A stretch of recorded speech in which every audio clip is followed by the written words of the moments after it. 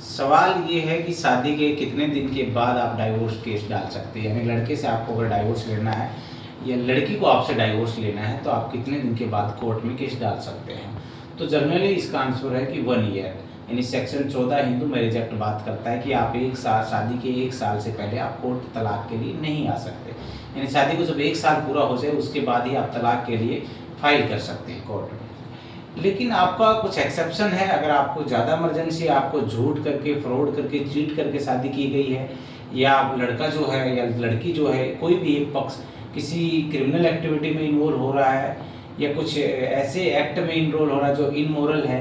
तो आप उसकी एक्सेप्शन दिखा के, एक्सेप्शनल हार्डशिप दिखा के, एप्लीकेशन लगा के आप 1 साल से पहले भी कोर्ट में केस डाल सकते हैं। लेकिन जनरली अगर ऐसा कुछ नहीं है तो आप कम से कम 1 साल के बाद ही कोर्ट आ सकते हैं। लेकिन डाइवोर्स के लिए 1 साल के बाद आ सकते हैं, ऐसा कोई प्रोविजन नहीं कि आपको एक साल उस लड़के के साथ रहना पड़ेगा, उस लड़की के साथ रहना पड़ेगा। यानी शादी के अगले दिन भी आप उससे अलग रह सकते हैं और अगले दिन से ही, 2 दिन के बाद से ही, 10 दिन के बाद से, महीने के बाद से, यानी शादी के अगले दिन से ही आपके कुछ जो राइट्स आपके पति के या आपकी पत्नी के, वो राइट स्टार्ट हो जाते हैं। आप